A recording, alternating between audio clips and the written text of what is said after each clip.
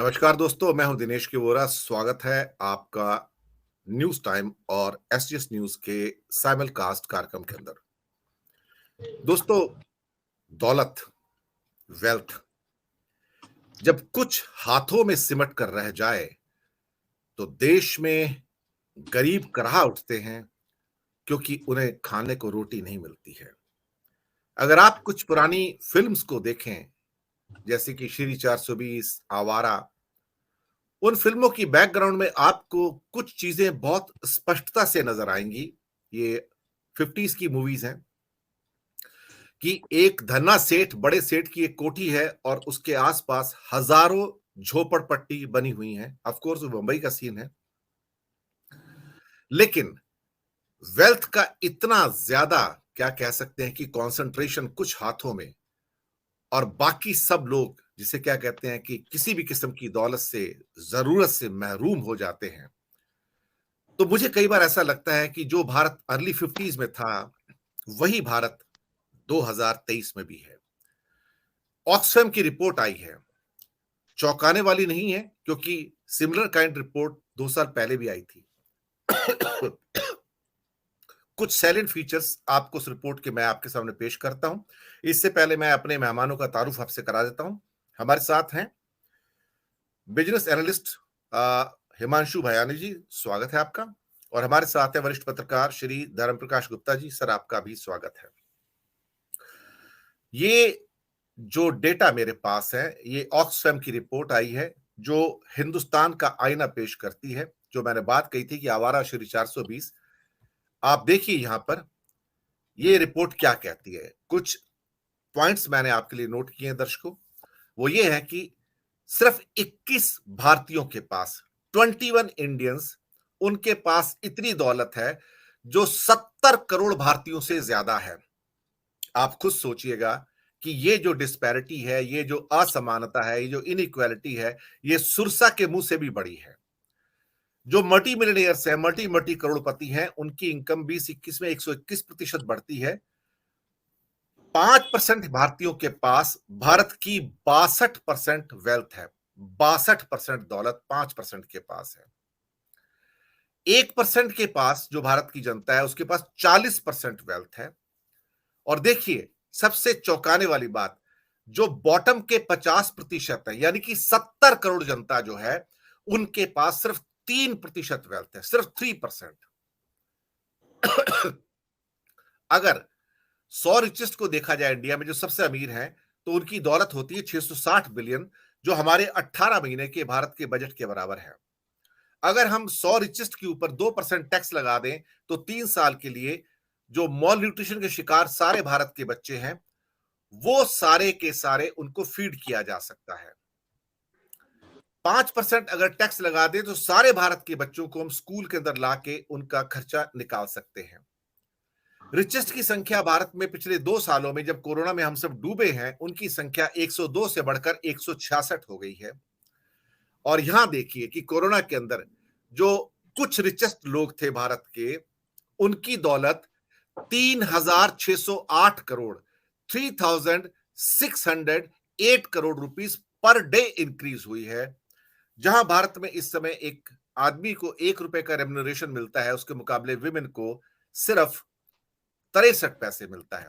तो ये पहला जो आपके सामने जो आंकड़ा है, वही चौंकाने वाला है कि 21 भारतीयों के पास, 21% नहीं, 21 भारतीयों के पास 70 करोड़ भारतीयों से ज्यादा दौलत है। इससे बड़ा चौंकाने वाला तथ्य और क्या हो सकता है? इससे बड़ी डिस्पैरिटी और क्या हो सकती है? असमानता, इसके सामने जो सुरसा का मुंह है, शायद उसको भी लज्जा आ जाए। सबसे पहले हिमांशु जी, मैं आपके पास आऊंगा। आपने ये फैक्ट्स देखे जो मैंने कंपाइल करके आपके सामने पेश किए। आपकी ऑब्जर्वेशन, आपकी टिप्पणी इनके ऊपर, जो भारत के अंदर इस समय घट रहा है।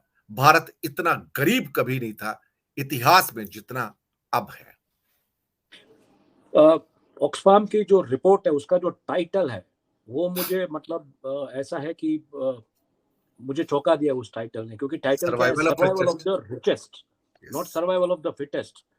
आज तक की डार्विन की जो थियरी थी कि आपको अगर प्रकृति में सर्वाइव होना है, तो प्रकृति के मुताबिक आपको अपने आप को चेंज करता जाना पड़ेगा। और स्किल सेट सीखते जाने पड़ेंगे। तो उस थियरी को आप चैलेंज कर रहे हो कि आपके पास स्किल हो या ना हो चलेगा, आपके पास कुछ और हो ना हो चलेगा, लेकिन आपके पास पैसा होना चाहिए। सर्वाइवल ऑफ द रिचेस्ट, ये जो टाइटल है ये मुझे लगता है बहुत ही आंखें खोलने वाला टाइटल है। और सबसे बड़ा इसमें जो पॉइंटर्स दिए गए उसमें एक एनालिसिस जो है, it would take 941 years for a minimum wage worker in rural India to earn what the top paid executive at a leading Indian garment company earns in a year. Imagine कीजिए, ये distance है, ये difference है income parity का। अब ये income parity में दूसरी चौंकाने वाली जो चीज आई है वो क्या है, वो ये है कि there are 119 billionaires in India. 119 अब्जोपति आज हिंदुस्तान में है, जिसकी संख्या 2000 तक महज 9 थी, और 2000 से 2017 में ये 101 की तादाद इनकी बढ़ी है। और between 2018 to 22 India is estimated to produce 70 new millionaires every day. मैं मानता हूं कि आप नायका जैसी कंपनी जो है उसका मतलब आप अगर उसका वैल्यूएशन देखते तो टाटा मोटर्स के साथ कंपेयर किया जाता है, लेकिन टाटा मोटर्स इतने सालों के बाद, इतनी मेहनत पसीने के बाद क्रिएट की हुई कंपनी है। तो मुझे लगता है कि जो बिलियनर्स मिलियनर्स की जो तादाद आ रही है उसमें एक सबसे बड़ा अगर किसी ने रोल प्ले किया तो टेक्नोलॉजी ने प्ले किया। क्योंकि आज आप देखिए ओला जैसी कंपनी या ओयो जैसी कंपनी जिनके पास एक खुद का होटल नहीं है, एक खुद की गाड़ी नहीं है, उनकी वैल्यूएशन उन बिलियनर्स में आ गई है। तो टेक्नोलॉजी जिस तरीके से डिसरप्शन लेके आए, जोमेटो हो या स्विगी हो, तो इसकी वजह से भी ये बिलियनर्स की तादाद बढ़ी है टेक्नोलॉजी की वजह से। और टेक्नोलॉजी जिस तरीके से हमारे देश में जो एक हमारी कंजम्पशन पैटर्न है, इनवर्ड इकोनॉमी है, उसमें टेक्नोलॉजी का प्लेटफॉर्म यूज करके आज जैसे नए बिलियनर्स हमारे सामने आ गए हैं। बट सबसे बड़ा जो चौंकाने वाला आंकड़ा है वो ये भी है कि जी, करीबन एक पॉइंट जोड़ना चाहता हूं आपको, आपके जी उसके इंफॉर्मेशन के लिए। जी एक बड़ी रिपोर्ट आई है दुनिया में। जी अगर आपको दुनिया में लोगों को फीड करना है और एम्प्लॉयमेंट देनी है, stop the advancement of technology and artificial intelligence. Very stop true, the advancement of very true. Artificial intelligence and robotics, otherwise it is going to kill everybody.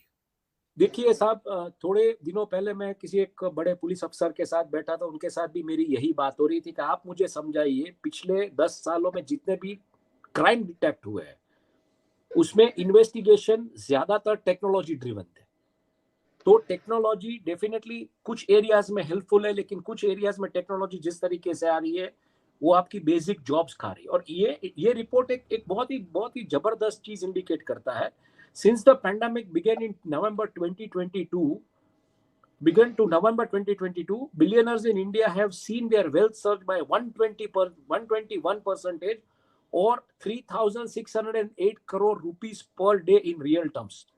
मतलब पेंडेमिक जब दुनिया भूखमरी से लड़ रही थी, भारत भूखमरी से लड़ रहा था, भारत में लोगों को सिलेंडर्स नहीं मिल रहे थे ऑक्सीजन के, कहीं पे बेड्स की किल्लत थी, कहीं पे खाने की समस्याएं थी, लोग मीलों पैदल चले, उस समय में ये बिलियनर्स की वेल्थ बढ़ी है।